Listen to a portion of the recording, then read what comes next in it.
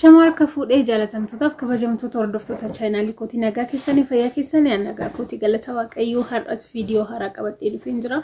Akka jaalatanis abdii guddaan qaba. Yeroo jalqabaatiif gara chaanaalii kootii warra dhuftan subscribe gochuudhaan maatii ta'a akkasumas immoo mallattoo bilbila gadhuudhaan yeroo hundumaa viidiyoon atattamaan akkasiin bira ga'u godhaa isiniin jedha.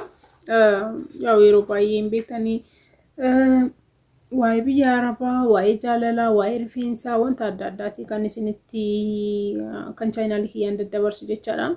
Baay'een keessan immoo hordofaa jirtanii galatooma. Har'i wanti ani qabadhee dhiyaadhee ijoollee hedduun gaafii garaagaraa na gaafatanii turtanii gara YouTube'tiin jechaadha. Viidiyoon dheengadda isiniif hojjedhe irratti dhiironni biyya keessa jiranii akkasii amalli isaanii jedhee gaafan isinitti himu.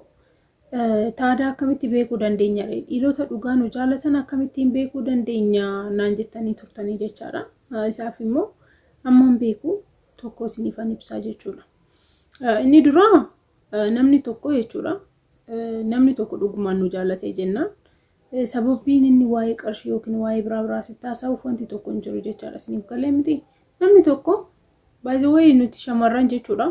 Ogummaan adda ta'e yookiin immoo dandeettiin adda ta'e kennaan adda ta'e nuuf kennamee jira. Innis maalidha? Wanta tokko dhiirotaan ol yaadu akkasumas immoo dhiirotarraa understand kan dafee understand godhu wanta tokko hubachuu danda'u kan xiinxaluu danda'u shamarran malee dhiiraa miti jechuudha. Inna yeroo tokko garuu maalidha? Lapheen shamarranii yeroo jaalalaan qabamanii shanfanama gonkumayyuu. Lapheen isaanii duudeetu yaaduu hin danda'an. Baay'een isaanii ofii keessaniif warri jaalalaan qabamtanii beektan wanta akkasii isinirra ga'uu danda'a jechaadha. Beekuu dandeessu warri isinirra ga'ee beeku. Inna warri kana booddeerree jaalalaan qabamtan maal gochuu akka qabdan nama akkamii wajjin jaalalaa adeemsisuu akka qabdan namni dhugaadhas hin jaalatu amala akkamii akkasinitti argisiisu adda baafattanii beekuu qabdan maalidha. Baay'ee rakkisaadha. Baay'ee akkuma salphaatti nama dhugaa nu jaalatuuf nama sobaan nu jaalatu gargar baasnee beekna jechuun ulfaataadha. Niif galaa miti. Hubannoo qabaachuu qabna, barumsa argachuu qabna. Namoonni jiran chaanaalii kan qaban qofaa miti waa'ee jaalala dhugaa fi jaalalli namni jaalala tokko qarshii jaalatee kan gara keenya dhufe yookiin immoo nuti jaalate eenyummaa keenyan jaalate kan gara keenya dhufe amala akkamii akka nutti argisiisan namni barsiisu nama hedduutu jira. Chaanaalii garaagaraa yoo hordoftan hubachuu hin dandeessan. Yeroo tokko immoo wallaalummaan keenya isa biratti akka ta'e beektanii yeroo namni barsiisu yeroo namni nutti himu nuti hin beekna waan akkasii jennee tuffannee dhiisuu keenya jechuudha. Waa'ee amantaa ta'uu danda'a, waa'ee jaalalaa ta'uu danda'a, waa'ee biraa jechuudha. Namoonni yeroo gara miidiyaa kanatti dhufanii barsiisan baay'een keenya tuffanneetu waanuma beeknu yeroo namni haasa'u waan beeknu nutti fakkaata. Garuu maalidha? Waan beeknu nutti fakkaata malee jireenya keessatti keenyatti fudhannee jireenya keenya keessatti ittiin hin jiraannu yookiin immoo ittiin fayyadamnu jechuudha. Barumsa beeknu saniyyuu ittiin fayyadamnu. Osuma beeknu yeroo tokko gowwoomnu. Osuma beeknu namni nu gowwoomsuu danda'a. Osuma beeknu wallaalaa ta'uu dandeenya jechuudha. Kanaafuu akka wallaalaan taaneef barumsa garaagaraa dhaga'uu qabna inni tokkoffaan jechuudha. Kabiraa maalidha? Barumsa dhageenyisan immoo hojiirra oolfachuu qabna gara jireenya keenyatti fudhachuu qabna jechuudha. Jiraachuu qabna wanta dhageenye wanta baraa jiru wanta barachaa jiru jiraachuu qabna jireenya keenyatti fudhannee jechuudha. Na akkasii isin jedha. Fakkeenyaaf namni tokko yeroo dhugaadhaan si jaalatu wanta inni isin viidiyoo garaagaraa viidiyoo hedduu namni tokko jaalala qarshiitiif yoo isinitti dhiyaate akkam jaalala dhugaatiif yoo isinitti dhiyaate akkam amala akkamii akka isinitti argisiisu. Yookiin immoo fedhii foonii qofaaf yoo sitti dhiyaate amala akkamii akka isinitti argisiisu baay'ee keessanitti viidiyoo garaagaraa hojjedhee himaan ture jechuudha. Namni tokko irratti deddeebi'ee waa'ee rakkoosaa yookiin immoo waa'ee qarshii ammaatii qabdu yoo beekuu barbaade qarshii haganaa qabda waa'ee qarshii yoo ta'e kan inni sitti haasa'u yeroo hundumaa qarshiidhaaf sitti dhiyaate jechuudha. Ammaanii wanti nani odeessaa jiru shamarran biyya Arabaa jiraniif keessattuu jechuudha of eeggannoo akka gootaniif. Maalidha? Akkuma duraanitti isiniin jedhe nama hedduutu jira hojii kiyya jedhee waayifaayi bitatanii mana takaraa yaataniitu wanta akkanaa kan hojjechaa jiran nama baay'eetu jira waan ta'eef beekuu hin dandeessan. Ati obboleettii isaan barsiisee jira jetta, maatii isaan barsiisee jira jetta, lafa bitee jira mana irratti ijaaree jira jetta. Inni garuu wanti inni sitti argisiisu kan biraa bakkeen inni oolu kan biraa.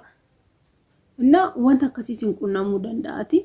baay'ee keessan namni lama yookiin namni tokko jireenya kana keessa ta'uu dandeessan nama viidiyoo kana dhageessan keessaana of eeggannoo godhuu akka qabdanidha. Yeroo hundumaa wanta ifa ta'e tokko baay'ee akkuma duratti isiniin jedhu nuyi kennaa qabna. Kennaa keenyaan beekuu ni dandeenya. Namni maalii akka nutti haasa'aa jiru, maal akka nutti haasa'aa jiru, haasofni sun dhugaa moo sobaa akka ta'e hin shakkinaa yeroo tokko.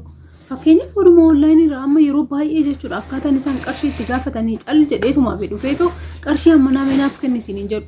Ati maali isa dhaltee jirta moo haadha isaati moo abbaa isaati? Sababni haatiif abbaan iyyuu ko qarshii sababa cal jedhaniituma ijoollee isaaniitiif hin kennanii isiniif kennanii turanii maatiin keessan yeroo isin birrii 5 yeroo duraanii birrii 5 birrii 2 yeroo gaafatan maalitti hin goote jedhanii isin gaafatan maatiin keessan. Kanaafuu inni ati haadha isaatii miti harmee isaatii miti waan taateef calliseetuma dhufeetoo qarshii naa kennime isiniin jedhu. Osoo akkas ta'e salphaa ture. Sababii maaliitiifan qarshii sii kana jettee deebistaaf. Inni garuu maal godha? Onlaayinii irra guyyaa 2 hin bada guyyaa 3 hin bada sana booddee sababa tokko uumee dhufa. Beekinni uumaa ta'eeti miti kan badu bar.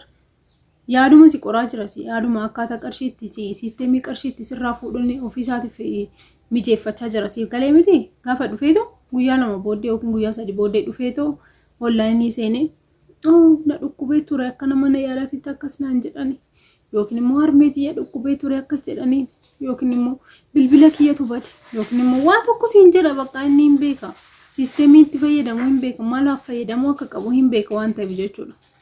Inna yeroo waan akkanaa siin jedhu zim calli rakkoon nama hin qunnamu jireenya keessatti dhukkubni nama hin qunnamu dhugaa siin jedha namni fakkeenyaaf biraazarii keessanii fi yookiin maatii keessanii fi namicha kana walitti fidaa ilaalame. Mee walitti fidaa ilaala. Maatiin keessan akkam yeroo gaddi jiru gadda keessa siin dhoksan.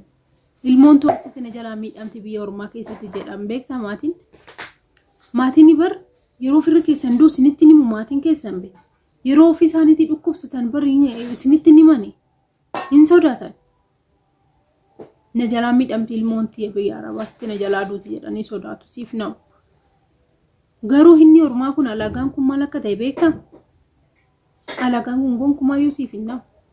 Na dhukkubee qarshii ammanaan naan jedhanii siin jedha. Argite dhugaa tokko yoo si jaalatee jedhe odoo dhukkubsatee iyyuu jechuudha. Odoo dhukkubsatee gonkumaa yoo siif akka intini siin hin jedhu jechuudha.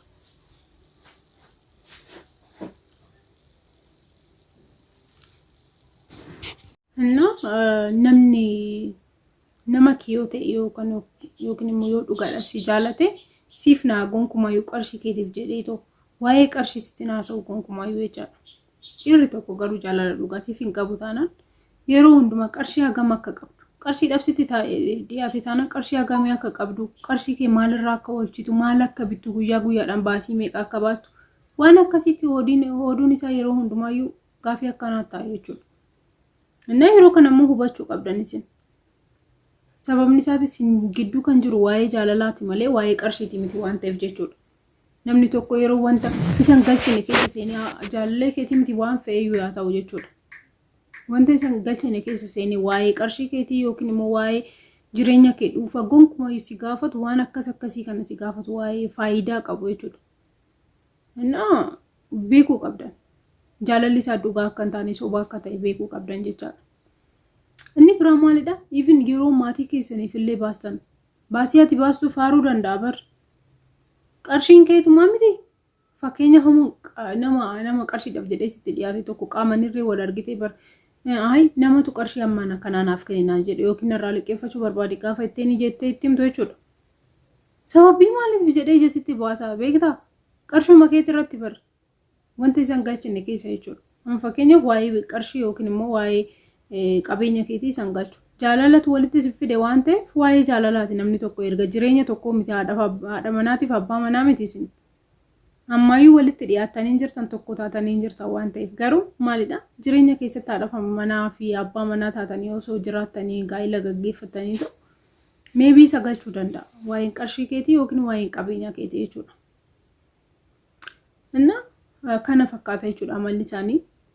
Hubachuu ni dandeessanii akkuma duratti isiniin jedhe yaada waan tokko gara mataa keessanitti deebi'a maalaan gochaa jira eenyu wajjin nannanii kan jaalala jalqabee jiru namichi kun amma dhumaatitti na wajjin jiraata moo na wajjin hin jiraatu jedhaati jireenya akkamii keessa akka jirtan isintu beeka waan ta'eef of gaafadhaa ofii keessanii akka of gaafattanii barbaada isinii galee miti sammuu keessan cinqoo osoo hin taane maal godhaa akka jirtan eenyudhaaf qarshii keessan ergaa jirtan eenyu amantanii jirtan eenyu irratti qarshii keessan ergaa jirtan innaan gaafii akkasii akka of gaafattanii barbaada jechuudha warri gaafii na gaafattan maal gochaa akka jirtan gara mataa keessanitti yoo yaaduun jalqabne jechuudha ofitti deebitanii yoo yaaduun jalqabne waan baay'ee balleessitu kana booddeellee jechuudha kanaafuu balleessaa keessaa seenuun qabdanii isiniin jedha of eeggannoo godhaa viidiyoon kiyyaarraa qabadhee dhiyaate kana fakkaata yeroo jalqabaatiif gara chaanaalii kanaa kan dhuftan subscribe gochuudhaan maatii ta'a akkasumas immoo mallattoo bilbilaa gadxuquudhaan